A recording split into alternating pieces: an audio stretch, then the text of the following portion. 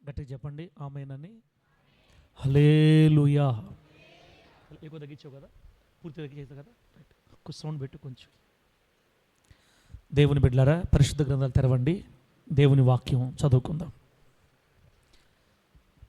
పరిశుద్ధ గ్రంథాలు తెరవండి, దేవుని వాక్యం చదువుకుందాం.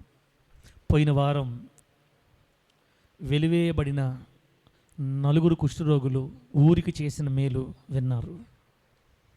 వాళ్ళు గనక ఊరిలోకి వెళ్ళి అక్కడ ఆహారం ఉందన్న సంగతి, సిరియనుల దండుపేటలో ఆహారం ఉందన్న సంగతి లోపల కానీ తెలియచేయకపోయి ఉంటే అందరూ చనిపోయి ఉండేవాళ్ళు కరువుకి.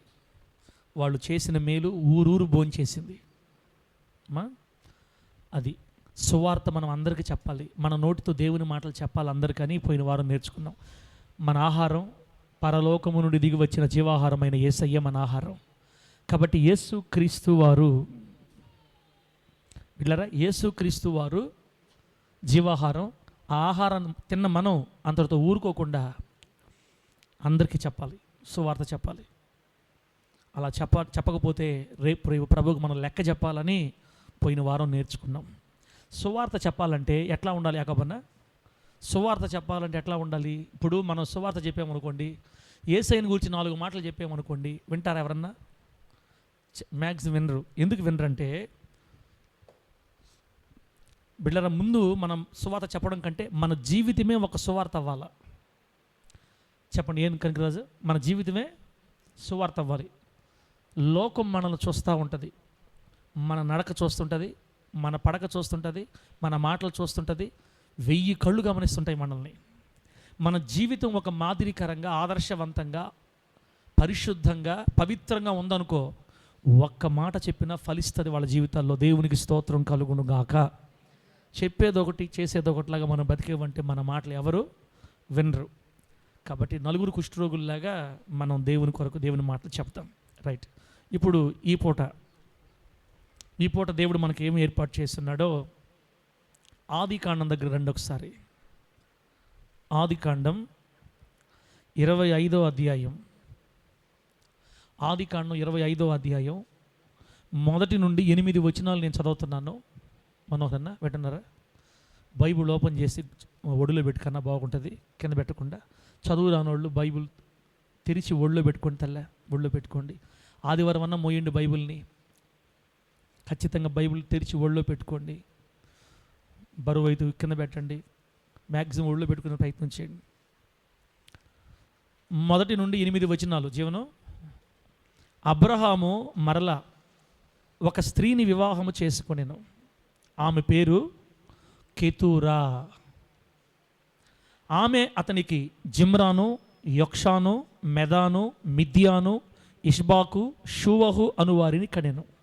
యొక్షాను షేబను, దెదానును కనెను. అషూరీయులు, లెతూషీయులు, లెయుమీయులు అనువారు ఆ దెదాను సంతతి వారు. ఏయిఫా, ఏఫెరు, హనోకు, అబీదా, ఎల్దాయా అనువారు ఆ మిద్యాను సంతతి వారు.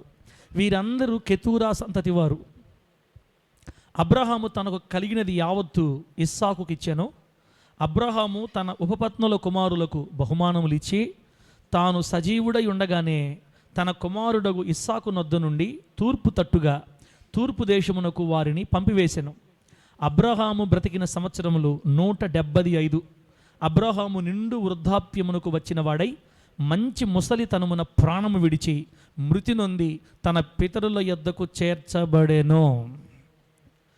చదివినటువంటి ఈ వాక్యాన్ని మనందరికీ అర్థమగునట్లు బోధించి వాక్యానుసారముగా బ్రతికే కృప దేవుడు మనందరికీ ప్రసాదించును గాక. దేవుని బిడ్డలారా, ఇప్పుడు మనం చదివినటువంటి సందర్భం మీకు అర్థం కానంత కష్టమేం లేదు. ఈరోజు దేవుడు మన కన్నుల ముందు ఉంచబోతున్నటువంటి వ్యక్తి ఎవరంటే దైవజనురాలైన కెతూరా అనండి. ఎవరు? దైవజనురాలైన కెతూరా. చాలామందికి కెతూరా అనే పేరు కూడా మనం పిలుస్తుంటాం, కానీ ఈ కెతూరా బైబిల్లో ఎవరో మనకు తెలియదు. రాహేలక్క, వినాలి రాహేలక్క, మనవాళ్ళు ఎప్పుడు ఉంటారు మనతోటి? కెతూరా, దేవుడి కెతూరా అనే స్త్రీ జీవితంలో నుంచి మనకు కొన్ని విషయాలు నేర్పించాలని కోరుకుంటున్నాడు. ముందుగా కెతూరా అనే పేరుకు అర్థం, కెతూరా అనే పేరుకు అర్థం ఏంటంటే బిడ్డలారా, ధూపము లేదా పరిమళ వాసన అర్థం దానికి. కెతూరా అనే పేరుకు అర్థం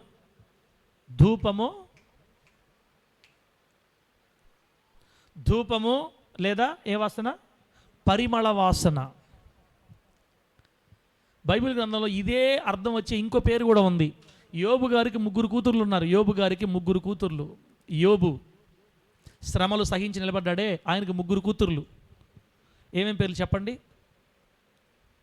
కెజియా, ఎమీమా, కరెం హప్పుకు. కెజియా, ఎమీమా, కరెం హప్పుకు యోబు గారి కూతుర్లు 3. ఆ 3 కూతుర్లో కెజియా అనే పేరుకు కూడా ఇదే అర్థం, సువాసన అని అర్థం, పరిమళ వాసన అని అర్థం. కెతూరా అనే పేరుకి ధూపము లేదా పరిమళ వాసన అని అర్థం. ఆమె పేరుకు అర్థం ఉన్నట్టే ఆమె కూడా తన జీవితానికి సార్థకత చేకూర్చుకుందన్నమాట. ఆమె జీవితం కూడా పరిమళ వాసనగానే ఉంది బైబిల్లో. ఈ కెతూరా అనే స్త్రీ యొక్క జీవితం కూడా సువాసనగానే ఉంది బైబిల్లో. కొంతమంది పేర్లు గొప్పగా పెట్టుకుంటారు, బ్రతుకులు చెప్పండి, పేర్లు గొప్ప, బ్రతుకులు దిబ్బ. పేరు గొప్ప, ఊరు దిబ్బలాగా.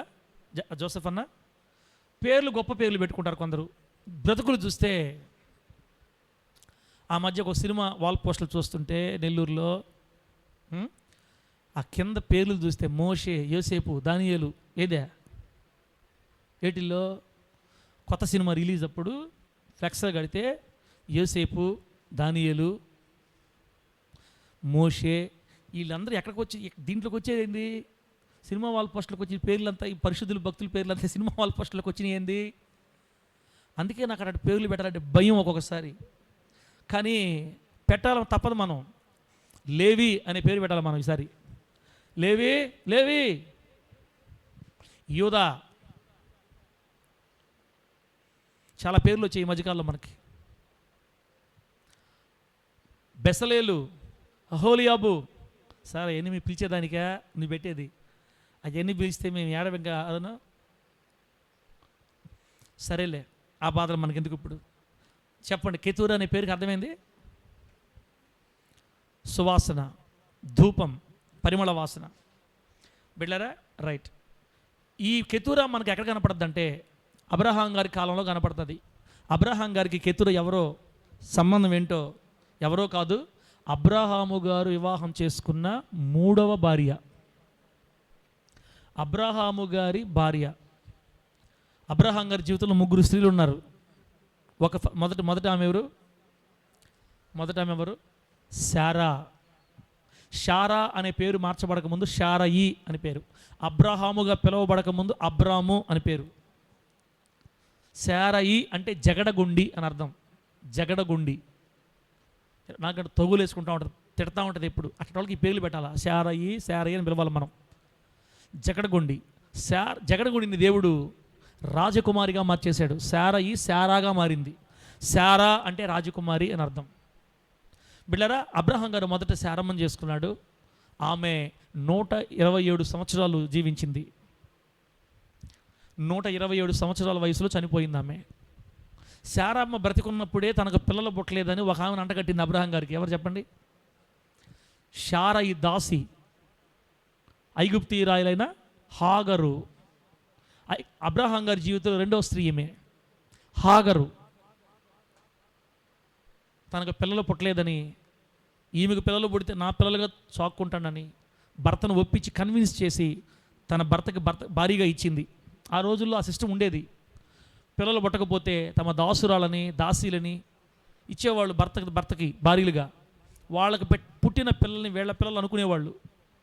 అది ఆ రోజుల్లో ఉండే సిస్టమ్. ఈ రోజుల్లో అట్లాంటి మీరు ట్రై చేయొద్దు, ఆలోచించొద్దు. అసలు మనకి చాలా లైన్స్ పెట్టాడు దేవుడు. ఏకపత్ని పురుషుడుగా ఉండాలి క్రైస్తవుడు. ఆమేన్ అనని గట్టిగా. ఏకపత్ని పురుషుడు అంటే, పత్ని అంటే భార్య, ఏకపత్ని అంటే ఒకే భార్య. ఇప్పుడు లేవు మనకి ఆ వెసులుబాట్లు. ఆ రోజుల్లో వాళ్ళకు ఉండేవి. అప్పట్లో జనాభా తక్కువ కాబట్టి వృద్ధి చెందాలని దేవుడు అప్పుడు తెలిసి తెలియని కాలం, జ్ఞానం లేని కాలం, అజ్ఞాన కాలం, చూచి చూడనట్టుగా దేవుడు వదిలేసిన కాలం అది. కాబట్టి అప్పుడు ఫెసిలిటీ ఉండేది. అందుకే యాకోబు గారికి 2+2 ఆఫర్ వచ్చేసింది. 2 భార్యలను చేసుకుంటే ఆయనకి ఎంతమంది ఆఫర్ వచ్చారు మళ్ళా? ఎంత బాగా తెలుసో వాక్యం మీకు. దేవుడికి మహిమ కలుగును గాక నాయన.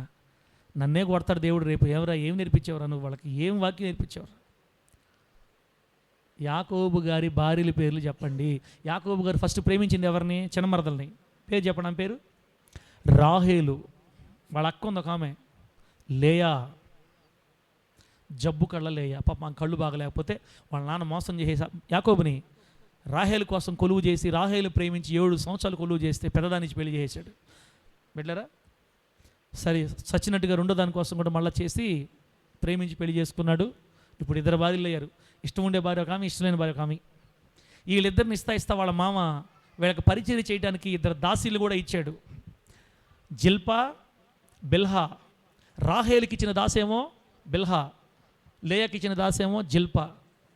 వాళ్ళిద్దరిని పెళ్లి చేసుకున్నందుకు వీళ్ళిద్దరు ఫ్రీగా వచ్చారు. 1+1 ఆఫర్ లాగా.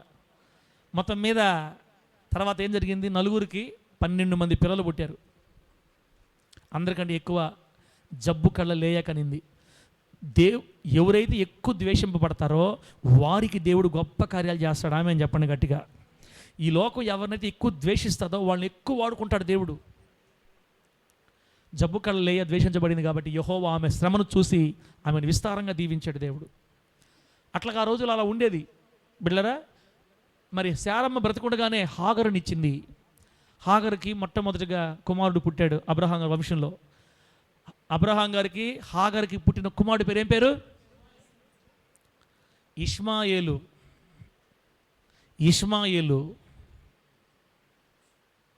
ఇష్మాయేలు పుట్టినప్పుడు అబ్రహాం గారి వయసు 86 సంవత్సరాలు, 84 అనుకుంటా. బిడ్లరా, 70 సంవత్సరాలకి కనాన్ దేశం వెళ్ళారు. సరే, హాగర్కి పుట్టిన తర్వాత ఆ తర్వాత ఏం జరిగింది మీకు వివరం చెప్తాను. నేను ఫస్ట్ పాయింట్ దగ్గరకు వచ్చే లోపల మీకు విషయం చెప్తా, సందర్భం చెప్తా. కొంతకాలం బాగానే ఉంది. వీడికి ఇష్మాయేలుకి 14 సంవత్సరాలు వచ్చాయి. సరిగ్గా అదే టైంలో దేవుడు చేసిన వాగ్దానం జ్ఞాపకం చేసుకుని దేవుడు 75 సంవత్సరాలకి నీకు బిడ్డనిస్తానని చెప్పాడు, సంతానం ఇస్తానని చెప్పాడు అబ్రహాంకి. 100 సంవత్సరాల వయసులో ఆ వాగ్దానాన్ని నెరవేర్చాడు. 25 సంవత్సరాలు లేటుగా దేవుడు తన కార్యం చేశాడు. అప్పుడే పుట్టాడు అసలు సిసలు వారసుడు శారా గర్భంలో. ఏం పేరు? ఆయన పేరు ఏం పేరు? సుబ్బారావు. అదే అమ్మా, అబ్రహాం గారికి శారాకు పుట్టిన కొడుకు పేరు ఏం పేరు? ఏదో ఒకట్లే కానీ అంటారా? ఇస్సాకు. నవ్వు అని అర్థం అనమాట ఇస్సాకు అంటే. ఇస్సాకు పుట్టాడు. ఈ ఇస్సాకు పుట్టిన తర్వాత పాలు విడిచిన దినమందు పండగ చేస్తున్నాడు అబ్రహాం గారు. పిల్లలు పాలు విడిచిన దినం అన్నప్రాస రోజు అనమాట. అన్నప్రాస రోజు ఇక పాలు ఆపేసి భోజనం తినిపిస్తారు. అప్పుడు అబ్రహాం గారు ఫంక్షన్ చేశాడు తన ఇంట్లో. ఫంక్షన్ చేస్తే ఆ ఫంక్షన్కి వీడి ఇష్మాయేలు వయసు 14 సంవత్సరాలు, ఆ పక్క వాళ్ళ అమ్మ ఉంది. వీళ్ళిద్దరు ఏం చేస్తున్నారు తెలుసా? వాడి దగ్గరికి వచ్చి, పిల్లవాడి దగ్గరికి వచ్చి వాడిని ఒత్తేస్తున్నారు, గిచ్చేస్తున్నారు, ఏడిపిస్తూ ఉన్నారు. గుక్కబెట్టి కాలు వస్తున్నాడు, ఎక్కడికి ఎచ్చుతున్నాడు. గొంతు కూడా ఒత్తేసడం అనిపించేసింది. ఎక్కడి నుంచో ఉన్న ముసలాం చూసింది. అరే నా బిడ్డని ఏడిపిస్తున్నారు వీళ్ళని చూస్తే. వాడు వచ్చి ఇక్కడికి ఇచ్చేస్తున్నాడు. వాడు గుక్కబెట్టి ఆడేస్తున్నాడు ఇస్సాకు. శారమ్మకి ఏమర్థమైందంటే వీడు పుట్టడం కానీ వీడు జీవించడం కానీ వీళ్ళిద్దరికి ఇష్టం లేదు. వీళ్ళు ఎందుకంటే ఈ మనిషి ఎప్పుడెప్పుడు నన్ను చంపాలని చూస్తుంది. ఎవరు ఏ మనిషినైతే దాసిగా ఇచ్చిందో హాగర్ ఆలోచన తెలుసా? ఈ ముసలిని దాన్ని చంపేస్తే ఇక నేనే పెద్ద భార్యని, ఇక నేనే భార్యనేడా, అధికారం అంతా నా చేతుల్లోకి వస్తుంది, ఈ ముసలిది చాలా అడ్డం ఉంది నాకు అని హాగరేమో శారాని ఇబ్బంది పెట్టాలని చూస్తుంది. ఏం పాస్టర్ గారు ఎన్ని బైబిల్లో ఉన్నాయా? ఎక్స్ట్రా మాటలు ఎందుకు నీకు? నువ్వు చూసావా? అదే జరిగింది. లేకపోతే శారా తరిమేదు, టార్చర్ పెట్టి తరిమేసింది ఇంట్లో నుంచి హాగర్ని. హాగర్ మనసు ఇదే. హాగర్ మెంటాలిటీ ఎక్కడ తెలుసా? లోబడే మనసు కాదు, పెత్తనం చేసే మనసు. యజమానురాలు పిల్లలు లేరని, ఈమెనిస్తే పిల్లలు పుడతారని తీసుకెళ్ళి యజమానుడికి ఇచ్చి భారీగా ఇస్తే తాను గర్భవతి నైతినని తెలుసుకున్న మరుక్షణమే శారా హాగరు దృష్టికి నీచమైంది అయిపోయిందంట. అంటే దాసి కంటికి యజమానురాలు నీచమైంది కనబడుతుంది. ఏంది అయితే అంటుంది. ఇప్పుడు తన యజమానురాలను ఎదిరిస్తుంది, పెత్తనం చేస్తుంది, అధికారం చెలాయిస్తుంది. అదే డిట్టో దిగిపోయింది వీడికి. ఎవరా? ఇష్మాయేలుకి. వీడు పోయి ఇస్సాకు కాళ్ళకి ఇచ్చేస్తున్నాడు. 14 సంవత్సరాలు అంటే పెద్దోడే. పిల్లడి వయసు ఎంత? వీడి వయసు ఎంత? 13. అదిగో మా వాడి వయసు. ఆ వయసులో వాడు చిన్నవాడు పుట్టినాడు 4 సంవత్సరాలు 3 సంవత్సరాల్లో ఇస్సాక్కి. వాడు పోయి గొంతు వచ్చేస్తాడు, పీక వచ్చేస్తాడు, గిచ్చేస్తున్నాడు. ఆమెకు అర్థమైపోయింది, ఈ మనిషి ఏమో నన్ను చంపాలని చూస్తుంది, వాడేమో నా కొడుకుని చంపాలని చూస్తుంది, వీళ్ళిద్దరు ఇంట్లో ఉన్నారంటే మాకు మనుగడకే ఇబ్బంది అని ఇక పట్టుబట్టి టార్చర్ పెట్టి భర్తకు చెప్పి ఇంట్లో నుంచి పెట్టా బేడ సర్ది తరివేసింది. ఇక అబ్రహాం గారికి ఇష్మాయేల్ పెద్ద కొడుకు కదా, ప్రేమ. హాగర్ అన్న కూడా ప్రేమే. ఒంటరికి ఎక్కడికి వెళ్తుంది ఈ మనిషి? చేసుకోమనేది ఈ మనిషే, తరివేసేది ఈ మనిషే. ప్రభువా బిడ్డ వెళ్ళిపోతున్నాడు, ఏం చేయాలి అర్థం కాక గుండెలు బాదుకొని దేవుని దగ్గర ఏడుస్తుంటే దేవుడు చెప్పాడంట, అబ్రహాము నీ భార్య అయిన శారాయి మాట విను. ఆమె చెప్పండి గట్టిగా, ఆమె చెప్పినట్టు చేయి అని శారాకే ఓటేశాడు దేవుడు. ఎందుకంటే దేవుడు కూడా తెలుసు వీళ్ళిద్దరుగా నా ఇంట్లో ఉండారంటే తొందరగా సమాధి పెట్టి, ఎవరికా? శారాకి సమాధి పెట్టి ఇస్సాకు కూడా. ఇస్మాయిల్ గురించి దేవుడు చెప్తాడు, అడవి గాడిద వంటి మనుషుడు అని చెప్తున్న వాక్యం.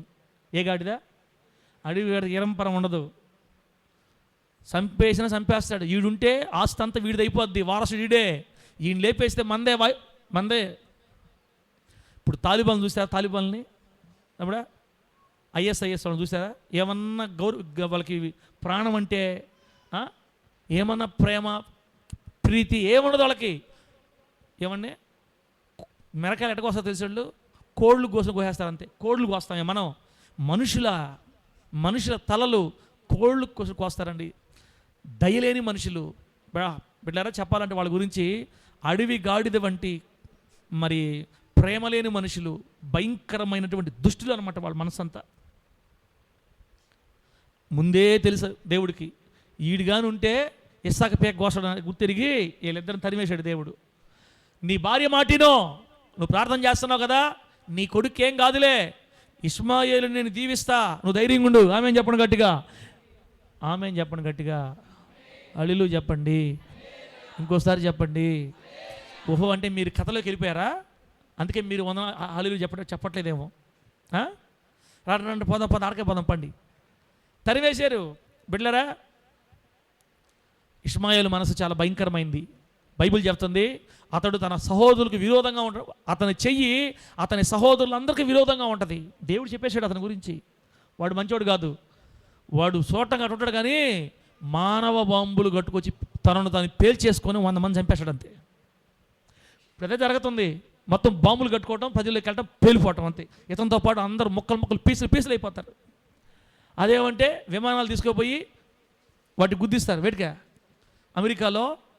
అమెరికాలో ట్విన్ టవర్స్ అని ఎత్తుకుపోయి నేరు గుద్దేస్తే ఈ విమానంలో 300 మంది, ఆ విమానంలో 300 మంది, 600 మంది శవాలు. వాళ్ళు మంచోళ్ళు కాదు. ఈ ఇష్మాయేలు అట్లాంటోడే.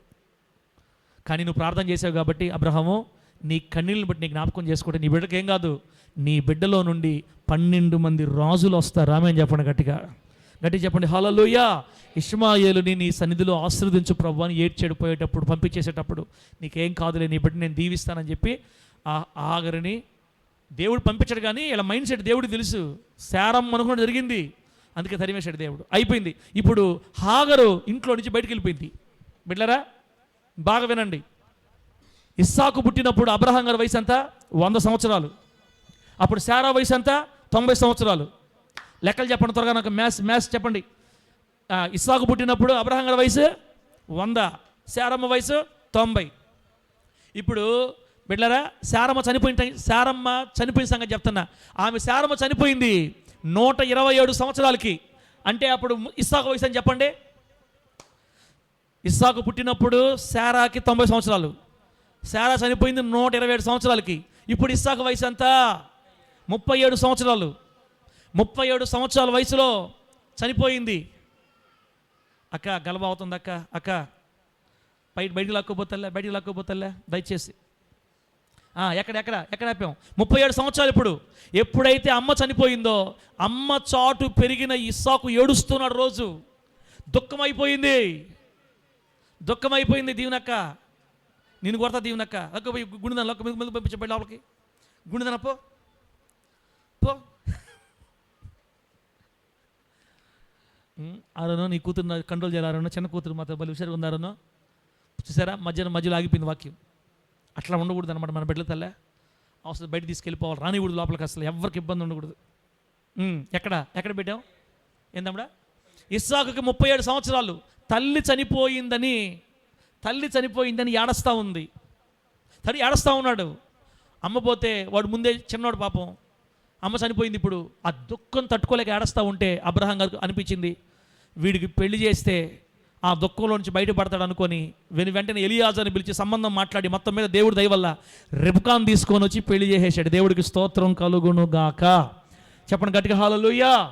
బైబిల్లో రాయబడింది, ఎప్పుడైతే పెళ్ళయిందో రెబ్కా, ఎప్పుడైతే ఇస్సాకు జీవితంలోకి వచ్చిందో అప్పుడు ఇస్సాకు తన తల్లి విషయమై దుఃఖ నివారణ పొందేను అన్న బైబిల్లో. భార్య ఎట్టుండాలంటే తల్లి లేని లోటు తీర్చేటట్టు ఉండాలి భార్య. ఆమె చెప్పండి గట్టిగా. తల్లి కొరత తీర్చేటట్టు ఉండాలా. ఇస్సాకు జీవితంలోకి రెబ్కా వచ్చింది, ఇక తన తల్లి విషయమై దుఃఖాన్ని మర్చిపోయాడు పూర్తిగా. తన భార్య అంత బాగా చూసుకుంటుంది ఇస్సాకుని. బిడ్డలారా, సరే ఇప్పుడు వీళ్ళిద్దరు భార్యాభర్తలు అయిపోయారు. ఇప్పుడు పెద్ద ఆయన ఎవరైనా అబ్రహాం గారు, ఆయనకి ఇప్పుడు శారమ్మ చనిపోయినప్పుడు 37 సంవత్సరాలు, ఇతనికి 3 సంవత్సరాల తర్వాత వివాహం చేశాడు. అంటే బిడ్డలారా, ఇప్పుడు ఇస్సాకు వయసు ఇప్పుడు 40 సంవత్సరాలు. అబ్రహాం గారికి ఎంత? సార్ మాకు ఆ లెక్కలని తెలియదు, బిడ్డలారా 140 సంవత్సరాలు. ఇస్సాకు పుట్టినప్పుడు 100, ఇప్పుడు ఇస్సాకు పెళ్ళి 40 సంవత్సరాలు, 140 సంవత్సరాల వయసు ఇప్పుడు అబ్రహాం గారికి. 140 సంవత్సరాలకి కొడుకు పెళ్లి చేసేసాడు. 137 సంవత్సరాలు అప్పుడు ఇస్సాకుకి పెళ్లి చేసేసాడు. ఇప్పుడు ఇస్సాకు పెళ్ళి 3 సంవత్సరాలు అయింది.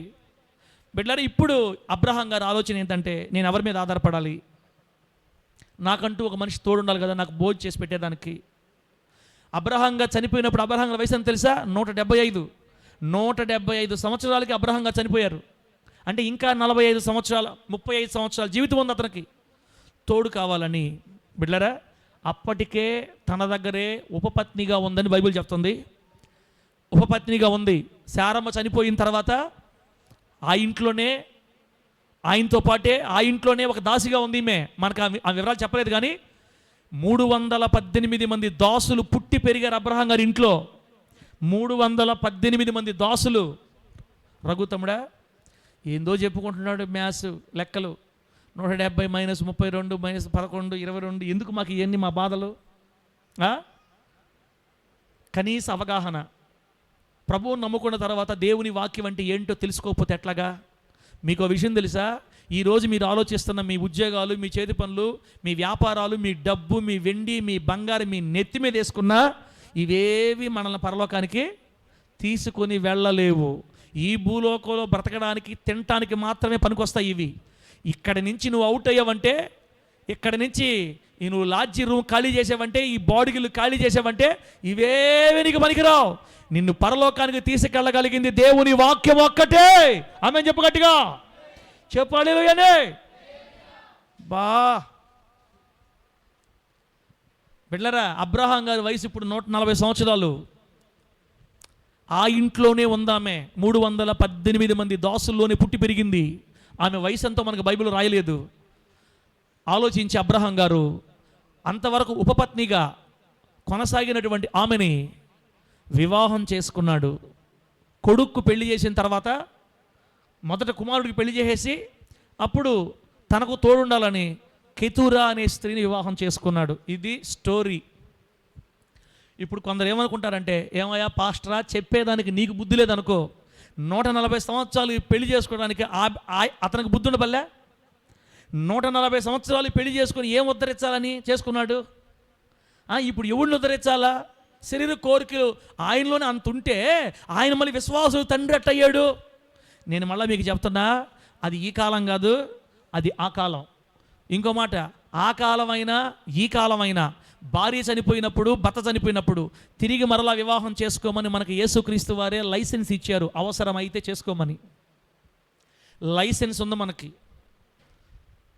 భార్య చనిపోయింది అనుకోండి, 40 సంవత్సరాలు భార్య చనిపోయింది అనుకుందాం, ఇంక 20 సంవత్సరాల జీవితం ఉంది అతనికి. 20 సంవత్సరాలు ఎవరు ఉండి పెడతారు? నాకు ఎవరు వద్దు, నేనే చేసుకుంటే ఓకే, నీ ఇష్టం, అది నీకు ఇంట్రెస్ట్ లేకపోతే. ఒకవేళ నేను ఎన్ని చేసుకోలేకపోతున్నా, నాకు తోడు కావాలంటే వివాహం చేసుకోవడంలో తప్పే లేదని బైబిల్ మనకు గ్రీన్ సిగ్నల్ ఇచ్చింది. పెళ్లి చేసుకోవడం తప్పు లేదు, కానీ మెయింటైన్ చేయటం సెటప్లు పెట్టుకోవటం మాత్రం బైబిల్ మనకు అనుమతించదు. భార్య చనిపోతే వివాహం చేసుకోవచ్చు బుద్ధిగా, వద్దనుకుంటే పవిత్రంగా ఉండాలి. రెండే రెండు. ఎవరు అన్నారు మొన్న, సార్ నేను ఆ మాట అడిగాను, మాయమైపోయింది మా తల్లి ఈ మందిరంలో. మీరు విన్నారో ఏం లేదు. ఏమమ్మా ఏం తోడు తీసుకున్నామంట అన్న, అంతే ఎల్లో అవమానం అయిపోతుంది తల్లికి. పాపం ఇంత మందులు నన్ను పాస్ట్ అడిగేశాడని మన మందుల్లో ఒక తల్లి ఎల్లో మళ్ళీ వస్తానని ఇప్పుడు 2 నెలలు అయింది పోయి, ఇంక వస్తుందో రాదో కూడా. యాకోబు గారి భార్య రూతమ్మ తల్లి చేసుకుందని చెప్పారు. నాకు నిజమైతే తప్పే ఉంది, ఏం ఇబ్బంది ఏముంది? ముసలామి, పిల్లలు దగ్గర లేరు, ఎవరు చూడట్లేదు. సరే ఏమనుకుందో పాప, ఆ తల్లికి తోడు కావాలనుకుంది, చేసుకుంది. 60 సంవత్సరాల వయసులో చేసుకుంది. మనకేం బాధ? దేవుడికి బాధ లేదు, ఆమెకి బాధ లేదు, మనకెందుకు బాధ? అందుకే మనం త్వరపడి వేలు పెట్టకూడదు ఇట్ట మాటల్లో. ఆమె పెళ్లి చేసుకుంది, ఆమెకి ఇప్పుడు పెళ్లి అవసరమా అన్నాం అనుకో, రేపు మనకు అర్థమవుతుంది. త్వరపడి వేలు పెట్టి ఎవరిని మనం చూపించకూడదు. కొంతమంది ముసిలో అవుతారు, ఆమెకెందుకు పెళ్ళి, ముసలి దానికి ఆమె పెళ్ళి ఎందుకు, ఇప్పుడు ఎందుకు ఆమె పెళ్ళి అదే ఏదో వాళ్ళిద్దరు మాట్లాడుకొని వాళ్ళ బాధలు. తోడు పోయినప్పుడు అర్థమవుద్దు మనకు నొప్పి, జతపక్షి పోతే అప్పుడు అర్థమవుద్దు బాధ. అది పడే వాళ్ళకి మాత్రం అర్థమవుతుంది. మా నానమ్మ చనిపోయిన సరిగ్గా 2 సంవత్సరాలకే మా తాత చనిపోయాడు ఈ మధ్యకాలంలో. తోడు జతపక్షి పోతే తొందర చచ్చిపోతారు అంతే. భార్య ఉంటే ఆ ధైర్యం వేరు, భార్యకి భర్త ఉంటే ఆ ధైర్యం వేరు. బిడ్డలారా, ఇప్పుడు ఉండేవాళ్ళు ఏమన్నా మారేరేమో, కానీ పాతకాలపు మనుషులు అట్టే ఉన్నారు. ఎంత అన్యోన్యంగా ఉండేవాళ్ళు. భార్య తోడుపోతే, భర్త తోడుపోతే తట్టుకోలేరు ఆ వేదన. అందుకే దేవుడు జతపక్షులను చేశాడు. ఈ జతపక్షులు కలిసి ఉంటే కలదు సుఖం. కాబట్టి ఎవరన్నా అలా మీకు పెళ్ళిళ్ళు చేసుకొని కనపడితే, నీకెందుకయా పిల్లలకి పెళ్ళిళ్ళు ఏ వయసు వచ్చి నీకెందుకు అనబాకండి. ఇవి బాధలు వాళ్ళవి. బైబిల్ అనుమతి ఇచ్చింది కాబట్టి సిగ్నల్ ఇచ్చేద్దాం వాళ్ళకి, అవసరమైతే ప్రార్థన చేద్దాం వాళ్ళ గురించి. ఇప్పుడు కొంతమంది అనుకుంటుంటారు, ఆహా మన సార్ కూడా మనకి సిగ్నల్ ఇచ్చాడంటే ఇంక అట్టయితే భవిష్యత్తులో మనం కూడా ప్లాన్ చేయొచ్చు అని ఎవరు కూడా పెట్టలేరా. మనకు ఎందుకు అవుతుంది అట్లాగా? ఒకవేళ అనుమతిస్తే చేద్దాం, తప్పే ఉంది. ఎవరి ఇష్టాలు వాళ్ళే. అక్కడ ఇక్కడ అడ్డతొక్కులు దొక్కకుండా ఒకే రూట్లో వెళ్తే మంచిదే కదా. నేనైతే ఇంతవరకు ఎవరిని అనలేదు, ఇక ముందు అన్న కూడా. మీరు కూడా ఎవరిని వేలు పెట్టి చూపించొద్దు, అది ప్రభు సమ్మతించాడు. అబ్రహాం గారు 140 సంవత్సరాలకి పెళ్లి చేసుకున్నాడు. తనతో పాటే తన దగ్గరే పుట్టి పెరిగిన బిడ్డలారా, లేకపోతే తన దగ్గరే తన కుటుంబంలోనే ఉన్నటువంటి కెతూరా అనే స్త్రీని వివాహం చేసుకున్నాడు. ఈ కెతూరా అనే స్త్రీ అబ్రహాం గారికి 6 కుమారులను కనింది. ఎంతమందిని కనింది? మీకు ఆ విషయం తెలుసా? ఇస్సాకు పెళ్ళైన తర్వాత 20 సంవత్సరాల పిల్లల పట్ల అబ్రహాం గారు ఇక్కడ సంవత్సరానికి ఈత. ఆ బాధ ఎట్లా చూసుకుని కోడలకి ఎంత బాధ ఉంటుంది. ఏమయ్యా మామయ్యకి పిల్లలు పుడతా ఉన్నారు, మనకేమో ఇక్కడ ఒక పిల్లలు కూడా లేరు. ఏంది సంగతి? అవమానం. ముసలోడి పిల్లలను అంటున్నాడు. మనం 140 సంవత్సరాలు ముసలోడి పిల్లలు అంటున్నాడు. మనదేంది? ఏమి అవమానం అయిపోయింది. తర్వాత ఇస్సాకు గారు ఉపవాసం ఉండి తన భార్య విషయమే ప్రార్థన చేసినప్పుడు ఒకేసారి కాన్పు, మరలా పిల్లలు పుట్టలేదు వాళ్ళకి. రెబ్కాకి ఒకేసారి పిల్లలు పుట్టారు, 2 పిల్లలు పుట్టారు, కవల పిల్లలు. వాళ్ళ పేర్లు చెప్పండి, ఇస్సాకు గారి పిల్లల పేర్లు చెప్పండి. ఏశావు, యాకోబు. సరే, ఇప్పుడు మన సబ్జెక్ట్ ఏశావు యాకోబు కాదు, అబ్రహాం గారు. ఈ అబ్రహాం గారు పెళ్లి చేసుకున్నటువంటి 3వ భార్య, 3వ స్త్రీ కెతూరా. బిడ్డలారా, అబ్రహాం గారు ఎవరు తెలుసా? విశ్వాసులకు తండ్రి. అబ్రహాం గారు ఎవరు? దేవునికి స్నేహితుడు, ప్రార్థనలో కన్నీళ్లు విడిచేవాడు, పరిశుద్ధత బ్రతికేవాడు, నీతిగా బ్రతికేవాడు, దేవునితో స్నేహం చేసేవాడు, దేవుని మాట ప్రకారం కానాను దేశం వచ్చినవాడు, మాట తప్పలేదు, రూట్ తప్పలేదు దేవునితో నడవటంలో. ఇటువంటి ప్రార్థనాపరుడికి భార్యగా తోడుగా ఈ వ్యక్తి, ఈ స్త్రీ లైన్లోకి వచ్చిందంటే, దేవుడు ఈమెను కనికరించకపోతే, అబ్రహాం గారు ఈమెను కోరుకున్నారంటే ఈమె ఎంత మంచిదై ఉంటుంది, ఈమె ఎంత పరిశుద్ధురాలై ఉంటుంది, ఈమె ఎంత గుణవతి అయి ఉంటుంది. అబ్రహాం గారు ఈమెను తోడు కోరుకున్నాడంటే ఈమె ఎంత మంచిదై ఉంటుంది. అందరినీ కోరుకుంటారా ప్రార్థనా పరులు? ఎవరు పడితే వాళ్ళని చేసుకుంటారా నీతిమంతులు? పట్టుబట్టి బిడ్డరా మరి శారాగా చనిపోయిన తర్వాత ఈ వృద్ధాప్య వయసులో, ముసలి వయసులో ఈమెను వివాహం చేసుకున్నాడంటే ఆమె ఎంత నమ్మకస్తురాలై ఉంటే, ఆమె ఎంత పరిశుద్ధురాలై ఉంటే, ఆమె ఎంత నమ్మకంగా ఉండుంటే ఆమెను చేసుకోని ఉంటాడు. ఇప్పుడు నేనేమంటానంటే కెతూరా అబ్రహాము గురి జీవితంలో దేవుడు మనకి ఏమి నేర్పిస్తున్నాడంటే, అబ్రహాముని కెతూరా సంతోషపెట్టినట్లుగా, అబ్రహాముని కెతూరా నమ్మకంగా చూసుకున్నట్లుగా, అబ్రహాము గారికి నమ్మకస్తురాలు కెతూరా జీవించినట్టు భార్యాభర్తలైన మనం కూడా దేవుని కొరకు నమ్మకంగా ఉందుముగాక. చెప్పండి గట్టిగా హల్లెలూయా. భార్య అంటే కెతూరా లాగా ఉండాలి, భార్య అంటే శారా లాగా ఉండాలి, భార్య అంటే రెబ్కా లాగా ఉండాలి. భార్యలు భర్తల్ని ఈదుల్లో తరుగు కొట్టలేదు, భర్తల గురించి ఊరూరు చెప్పలేదు. అట్లాగే భర్తలు భార్యల్ని రోడ్లు తిప్పి కొట్టలేదు వాళ్ళు ఆ రోజుల్లో. ఈ కొట్టే సంస్కృతి అసలు మనది కానే కాదు. భార్యలను కొట్టే సంస్కృతి మనది కానే కాదు. అన్న కొట్టకపోతే మాట నీకు తెలియదన్నా. ఒక ఆయన చెప్తాను నాతోటి, అన్న వారానికి ఒక్కసారైనా భార్యని గెలుక్కోవాలి, మనం ఏం తప్పని పల్లె వాళ్ళని మనమే గెలుక్కొని వారానికి ఒకసారి బడితి పూజ చేస్తుంటే భార్య లైన్లో ఉంటారని చెప్పాడు ఒక ఆయన. మంచి ఆయన నాకు పెళ్ళైన కొత్తల్లో పాస్టర్ బెదరు, అప్పుడు నేను పాస్టర్ కాదులే, తమ్ముడా వారానికి ఒకసారి గెలుక్కో కొట్టు, ఆడ మనిషి అట కొడుతుంటేనే లైన్లో ఉంటుంది. ఇప్పుడు ఈ జ్ఞానం అప్పుడుగా ఉంటే ఒరే సైతాన్ అని ఉండేవాడిని నేను. అప్పుడు నేనే వినలేదులే, కొట్టాల్సిన అవసరం రాలా నాకు. ఒకళ్ళు ఏమన్నా ఈ తలతెక్క పనులు చేస్తుంటే ఏమన్నా కొట్టేవాడినేమో, కానీ 19 సంవత్సరాల వైవాహిక జీవితంలో దెబ్బలు లేకుండా, తగాదలు లేకుండా దేవుడు తీసుకొని వచ్చాడు. దేవుడికి స్తోత్రం కలుగును గాక, ఆయనకే మహిమ కలుగును గాక. మా కోసమైన ఆమెను చెప్పండి అమ్మ. మీరు ఏందమ్మా మీరు అసలు ఇట్ అయిపోయారా, ఇట్లా నీరసం అయిపోయింది, హల్లెలూయా లేదు, ఆమేన్ లేదు అంటున్నారు, ఇష్ట ప్రకారం అంటున్నారు. ఏంది నేను ఎట చెప్పాలా వాక్యం, ఇంత నీరసంగా ఉన్నారు ఏంది? చెప్పేంలే కానీ 19 సంవత్సరాల తగులు లేవంట. అయితే మమ్మల్ని ఏం చేయమంట అని చూస్తున్నారు మీరు.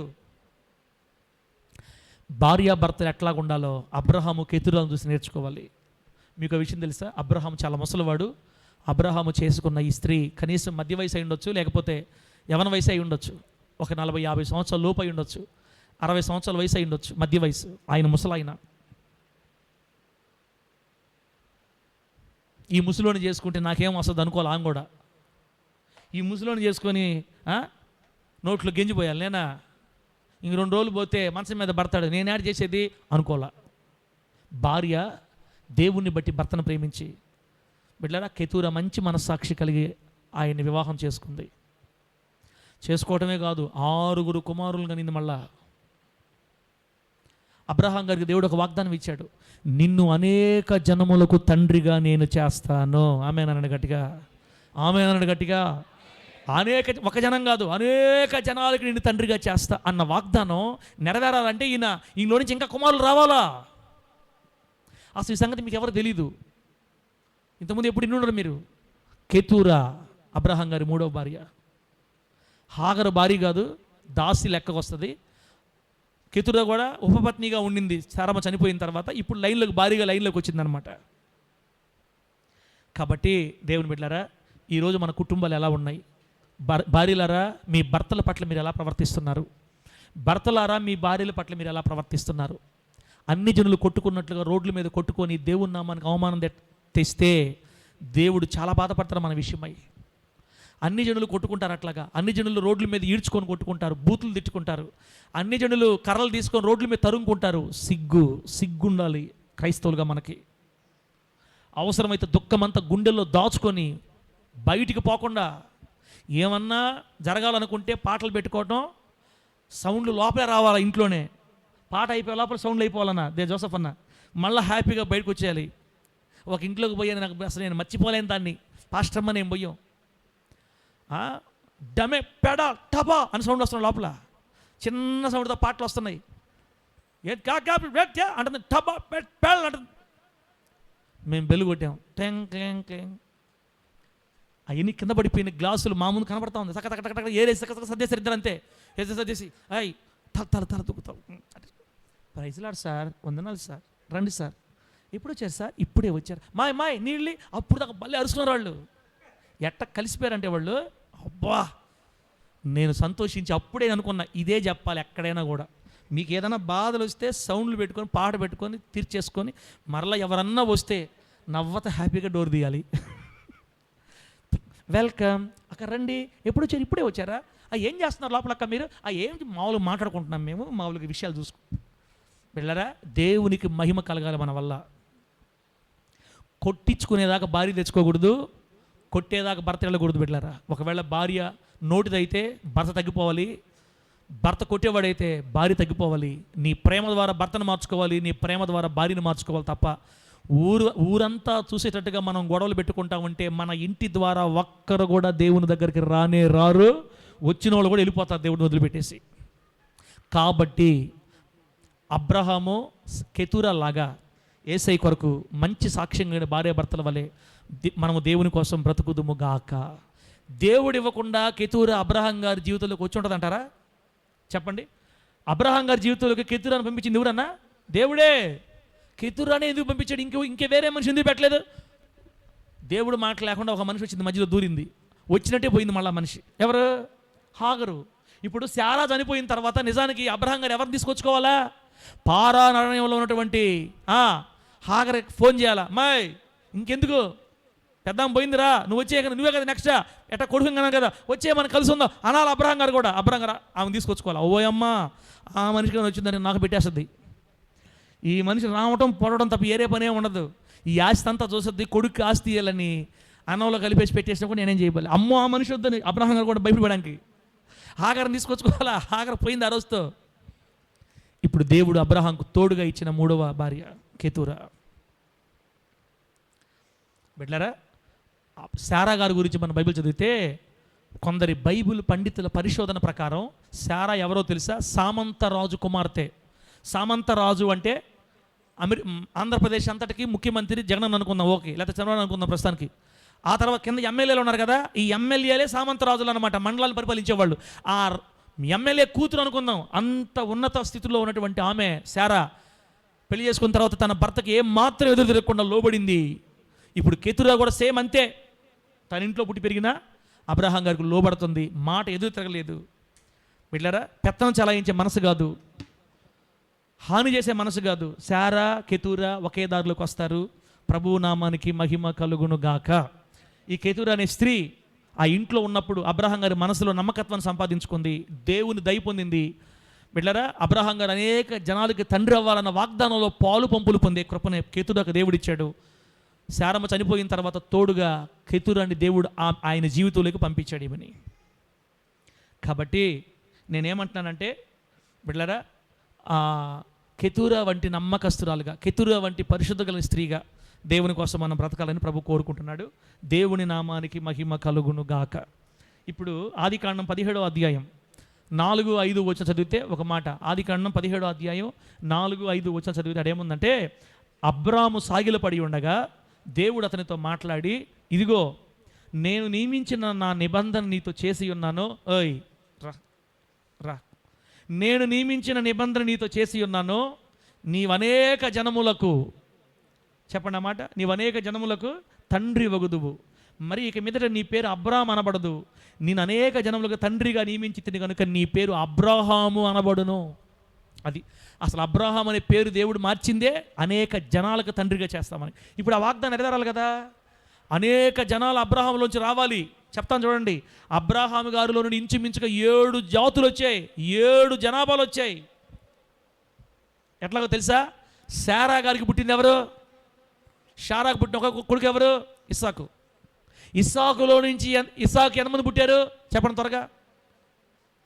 పుల్లారావు, ఆ తర్వాత వెంకారావా అన్న చెప్పండి, ఎవరికి పుట్టారు? ఇస్సాకుకి ఏశావు, యాకోబు. ఏశావులో నుంచి వచ్చిన సంతానం అంతటి ఏమంటారు తెలుసా? ఎదోమీయులు. ఎదోము అంటే ఎర్రని వాడు అని అర్థం. ఇస్సాకు గారి పెద్ద కొడుకు జాతి ఏమిటో తెలుసా? ఎదోమీయులు. బైబిల్లో మనకు కనబడతారు అక్కడక్కడ. అప్పుడప్పుడు యుద్ధం కూడా చేస్తారు, వెళ్తుంటే వచ్చి అన్నదమ్ములతో యుద్ధం చేస్తారు వచ్చి. ఎదోమీయులు జాతి అబ్రహాంగా వచ్చింది. తర్వాత చిన్న కొడుకు పేరేం పేరు? యాకోబు. యాకోబులో వచ్చిన వాళ్ళందరినీ ఏమంటారు? ఇజ్రాయేలీలు అంటారు. అంటే 2 కొడుకుల నుంచి 2 జనాంగాలు వచ్చాయి. ఎదోమీయులు జాతి జనాంగం, ఇజ్రాయేలు జనాంగం. అయిపోయిందా? శారాల నుంచి 2 జనాభాలు వచ్చాయి. ఇప్పుడు హాగరుల్లా మధ్యలో వచ్చిందే పుడక. ఈ పుడకలోంచి ఒక జాతి వచ్చింది. ఆ జాతి పేరు ఏం పేరు? ఇష్మాయేలీలు. ఇష్మాయేలులో వచ్చిన వాళ్ళందరూ ఇష్మాయేలీలు. 12 మంది రాజులు పరిపాలించారు వాళ్ళని. ఇష్మాయేలీలు జనాంగం హాగర్లో నుంచి వచ్చింది, ముగ్గురు. ఇప్పుడు మళ్ళా కెతురా, ఈ కెతురా అనే స్త్రీ చెప్పాం కదా, ఈమెలో నుంచి ఇంకా ఎక్కువ జాతులు వచ్చాయి. ఆరుగురు కొడుకులు చదివాం కదా, 6 కొడుకులు పుట్టారు ఆమెకి. ఈ 6 కొడుకుల్లో యొక్షాను అనే కొడుకులో నుండి, అంటే అబ్రహాం గారికి పుట్టిన యొక్షాను అనే కొడుకులో నుండి దెదాను అనే వ్యక్తి వచ్చాడు. అంటే అబ్రహాం గారి మనవడు అనమాట. అబ్రహాం గారి మనవడు దెదాను. ఈ దెదానులో నుండి బిడ్డరా బైబిల్ చెప్తుంది, అష్షూరీయులు వచ్చారంట, లెతూషీలు వచ్చారంట, లెయుమీయులు వచ్చారు, మిద్యానీయులు వచ్చారు. అంటే ఒక్కడలో నుంచి 4 జాతులు వచ్చాయి కెతురా సంతానంలో నుండి. మనకు బైబిల్లో కనబడే అష్షూరు వాళ్ళు ఉన్నారే, వాళ్ళు అబ్రహాం గారి సంతానమే. మొత్తం వీళ్ళంతా తల్లులు వేరు కానీ తండ్రి ఒక్కడే. అష్షూరీయులు, లెయుమీయులు, లెతూషీయులు. బిడ్డలారా మిద్యానీయులు కూడా తెలుసు మనకి. న్యాయాధిపతి గ్రంథంలో యుద్ధానికి వస్తారు మిద్యానీయులు. వీళ్ళందరూ అబ్రహాం గారి సంతానం. వీళ్ళంతా తల్లులు వేరు అంతే. వీళ్ళు కెతూరా సంతతి వారు. కెతూరా సంతతిలో నుంచి 4 జనాంగాలు. హాగర్ ఒక జనాంగం, శారా 2 జనాంగాలు, ఇంచుమించుకు 7, ఇంకా ఎక్కువే ఉండొచ్చు నాకు తెలిసి. ఇన్ని జనాంగాలకి దేవుడు అబ్రహాం గారిని తండ్రిగా నియమించాడు. దేవునికి స్తోత్రం కలుగును గాక. అబ్రహాం అనే పేరుకి అర్థమే అనేక జనములకు తండ్రి. ఆ వాగ్దానం నెరవేరాలంటే ఇప్పుడు ఆయన భార్య కావాలి. ఆ భార్య స్థానాన్ని దేవుడు కెతూరాకు నియమించాడు. అంటే నువ్వు అనేక జనములకు తండ్రి అవుతావన్న వాగ్దానంలో పాలిభాగస్తురాలిగా దేవుడు ఈమెని చేశాడు. ఎంత గొప్ప స్థితి, ఎంత మంచి పేరు పొందుకుంది ప్రభు దగ్గర బిడ్డలారా. కాబట్టి 7 జాతులు బయలుదేరితే వారిలో 4 జాతులు వాళ్ళు కెతురాలో నుంచే బయటకు వచ్చారు. అలా ఆమెను దేవుడు కోరుకున్నాడు. కాబట్టి బిడ్డలారా, మనం గుర్తుపెట్టుకోవాలా, నువ్వు నమ్మకంగా దేవుని కోసం నిలబడితే నీ కుటుంబాన్ని కూడా దేవుడు ఆ విధంగా ఆశీర్వాదకరంగా మారుస్తాడు. నీ కడుపులో నుంచి కూడా జనాంగాలు బయటకు వస్తాయి. యేసునామములో ఆమేన్ చెప్పండి గట్టిగా హల్లెలూయా. బిడ్డలారా, అబ్రహాముకి కెతురాకి పుట్టిన 6 కొడుకుల పేర్లకి అర్థాలు చెప్తున్నా. టకటక రాసుకోండి. తర్వాత ఒక 10 నిమిషాలు ముగిచ్చేస్తాను నేను. అబ్రహాముకి కెతురాకి పుట్టిన టైం 4 అయింది అప్పుడే. ఎంత మంచిదో. దాని మొఖాన 2 సెల్లు వేసేవాళ్ళు కూడా లేరు. ప్రభు మిమ్మల్ని మీరు ఎవరు వేయద్దు, దేవుడు మీరు దీవించడం కాక. టైం 4 అవుతుంది అక్కడ. మొదటి కొడుకు పేరు జిమ్రాను. జిమ్రాన్ అనే పదానికి అర్థం స్తుతిపాట లేదా గాయకుడు అని అర్థం. యొక్షాను అనే పేరుకి అర్థం కఠినము లేదా తప్పిదము అని అర్థం. యొక్షానుకి కఠినము లేదా తప్పిదం. మెదాను అనే పేరుకి అర్థం తగువు, కొట్లాట. రెండు అర్థాలు. మెదాను అనే పేరుకి తగువు, కొట్లాట. మిద్యాను అనే పేరుకి 4వ కొడుకిన మిద్యాను అనే పేరుకి సంఘర్షణ లేదా కోపం. ఘర్షణ లేదా కోపం. అందరూ కొట్టుకునేవాళ్ళు, తిట్టుకునేవాళ్ళు అంతా చెప్తానండి మీకు. నేను ఈ కెతురాకు పుట్టినోళ్ళు కానీ, హాగర్కు పుట్టినోళ్ళు కానీ, వీళ్ళందరూ ఎవరో తెలుసా? ఇప్పుడు గల్ఫ్ కంట్రీస్లో ఉండేవాళ్ళే. ఈ గల్ఫ్ కంట్రీస్లో ఉండే వాళ్ళందరూ కెతురా సంతానం, హాగర్ సంతానమే. మామూలుగా కాదు కోపం వస్తే వాళ్ళకి. మిద్యాన్ అంటే సంఘర్షణ, కోపం. ఇష్బాకు అనే పేరుకి అర్థం ఖాళీ, ఎంటీ అని అర్థం, ఖాళీ. షువహు అనే పేరుకి అర్థం అనుమానం. ఇవి ఆ పేర్లకు అర్థాలు. 6 కొడుకుల్ని దేవుడు అబ్రహాంకి ఇచ్చి జాతులు దేవుడు తీసుకొని వచ్చి ఈ రోజున వాళ్ళందరినీ 7 దేశాలలో స్థిరపరిచాడు. ప్రపంచంలో ఒక విలువ కలిగిన బతుకుతున్నారు అబ్రహాము గారు చేసిన ప్రార్థన వలన. ఆమేన్ చెప్పండి గట్టిగా. కువైట్కి వెళ్ళండి, సౌదీకి వెళ్ళండి, మస్కట్కి వెళ్ళండి. మస్కట్ ఇంకా ఏమి చెప్పండి తమ్ముడా, ఇంకా చాలా దేశాలు ఉండేవాళ్ళు. దుబాయి, యెమెన్, ఒమన్, ఇవన్నీ కూడా 7 దేశాలు మొత్తం అంతా. యుఏఈ అంటారు వాటిని, గల్ఫ్ కంట్రీస్. పెట్రోల్ ఎక్కువ అక్కడే వచ్చేది ఎక్కువగా. ప్రపంచాన్ని శాసించే స్థాయికి దేవుడు వాళ్ళని తీసుకెళ్ళాడు అబ్రహాంగా చేసిన ప్రార్థన వల్ల. వీళ్ళందరూ అబ్రహాం కొడుకులే. ఆమేన్ చెప్పండి గట్టిగా. వాళ్ళందరి మధ్యలో చిన్న దేశంగా ఉన్న ఇజ్రాయేల్ దేశం కూడా అబ్రహాం గారి కొడుకే. తల్లులు వేరన్నా, తల్లులు 3, తండ్రి ఒకడే. వీళ్ళకి పుట్టినోళ్ళు అనుకుంటా ఉన్నారు ఇప్పుడు ఇజ్రాయేల్ దేశాన్ని అంతం చేయాలని వాళ్ళ కోరికలు. కానీ ఇజ్రాయేలును కాపాడువాడు కునుకుడు, నిద్రపోడు. కాబట్టి వాళ్ళు ఏం చేయలేరు బిడ్డలారా. కాబట్టి మనం చూస్తూ ఉంటాం, ఏం చేయలేం మనం కూడా. తండ్రి ఒక్కడే, తల్లులు 3. దేశాలుగా దేవుడు దీవించాడు వాళ్ళని ఈరోజు. అయితే ఈసారి ఇప్పుడు కెతురా గురించి మాకేం చెప్పావు నువ్వు? మాకేం చెప్పలేదే ఒక మాట కూడా. 5 నిమిషాలు చెప్పేస్తా. నంబర్ 1 టకటక రాసుకోండి. కెతురా యొక్క సద్గుణాలు, కెతురా నుంచి మనం నేర్చుకోవాల్సిన విషయాలు భార్యాభర్తలుగా. కెతురా నుంచి ఏమి నేర్చుకోవాలి భారీగా? మొదటి దినవృత్తాంతాల గ్రంథం 1వ అధ్యాయం 32వ వచనం ప్రకారం, మొదటి దినవృత్తాంతాల గ్రంథం 1వ అధ్యాయం 32వ వచనం ప్రకారం మనం ఏం చూడాలంటే, అబ్రహాము యొక్క ఉపపత్ని అయిన కెతురా కనిన కుమారులు ఎవరనగా అని రాయబడి ఉంటుంది. అబ్రహాము ఉపపత్ని అయిన కెతురా కనిన కుమారులు ఎవరనగా అని ఉంటుంది స్టార్టింగ్. అబ్రహాము యొక్క ఉపపత్ని అంటే భార్యగా, ఆయన వివాహం చేసుకోక ముందు శారా చనిపోయిన తర్వాత ఉపపత్నిగా ఉండింది.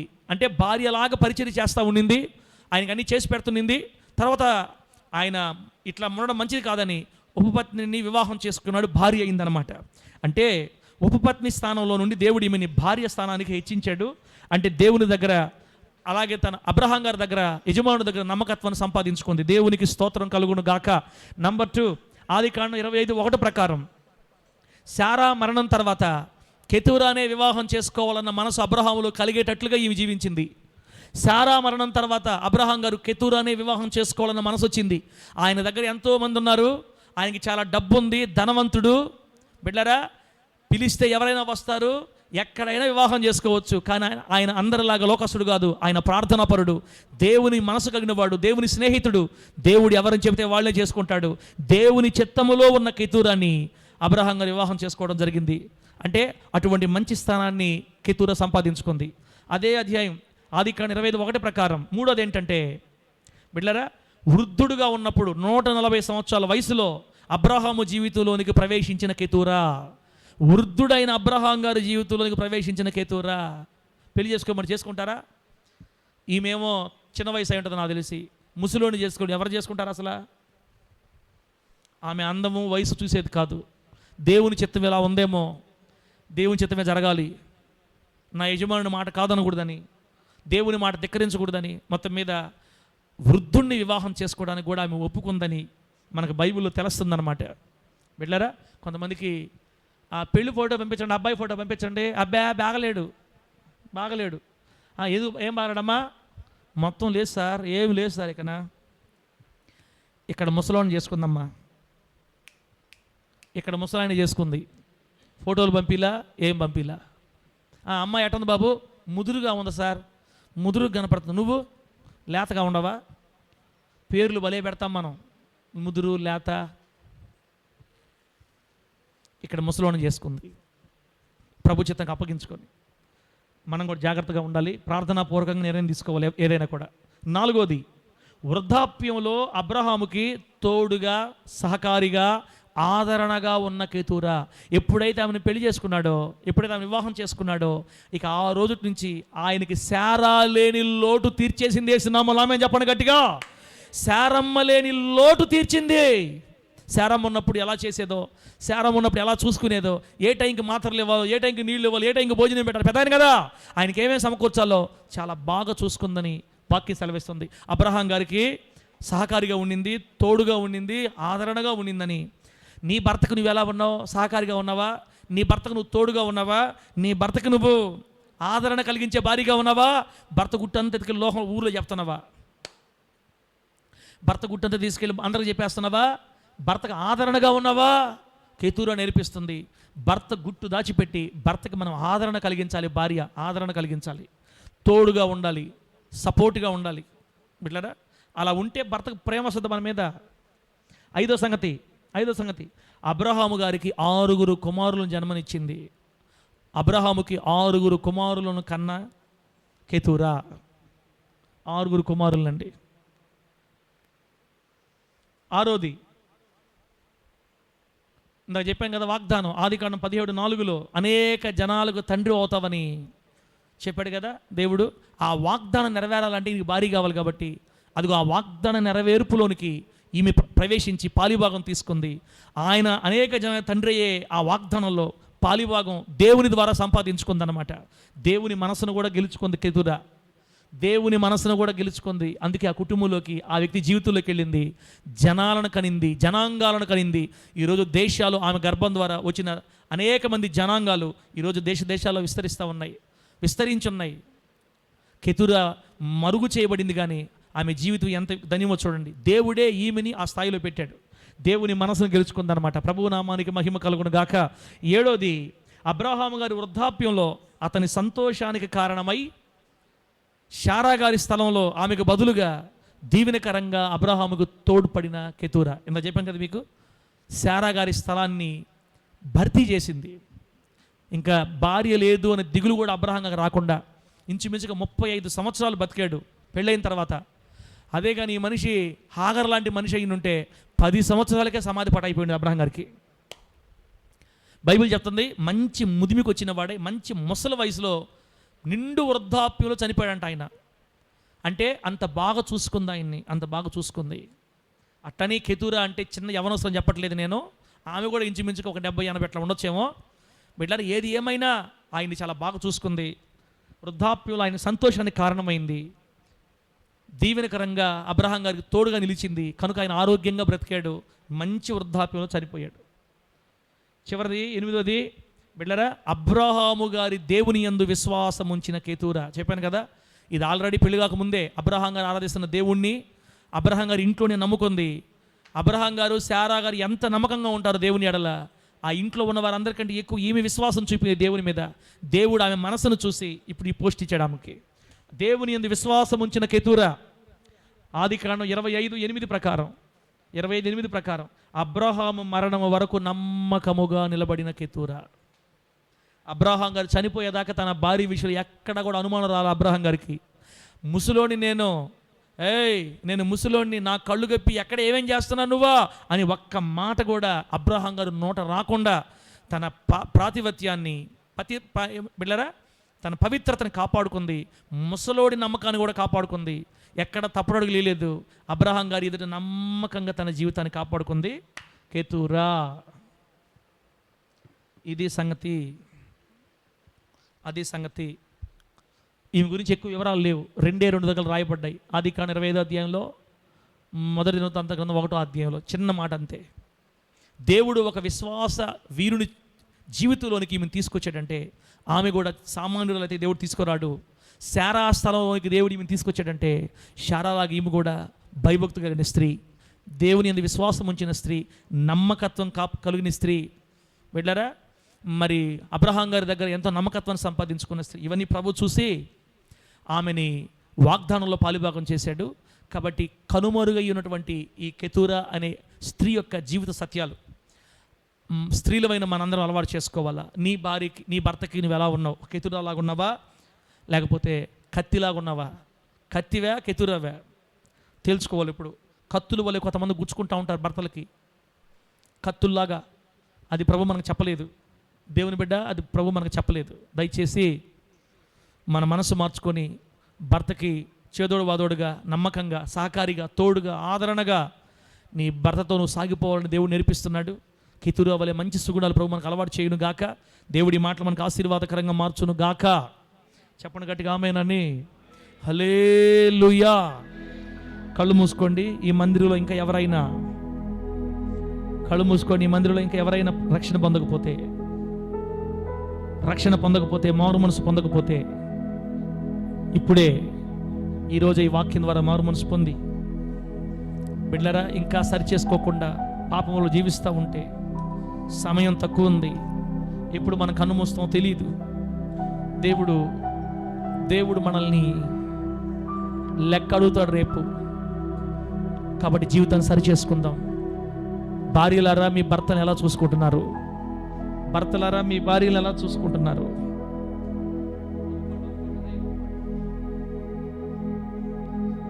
భర్తలారా, మీ బిడ్డలను ఎలా చూసుకుంటున్నారు? భార్యలారా, మీ భర్తలు ఎలా చూసుకుంటున్నారు? దేవుని నామానికి అవమానం తెస్తున్నామా? ఒకసారి ఆలోచించుకోండి. దేవుని నామానికి అవమానం తెస్తున్నామా? కళ్ళు మూసుకుందాం.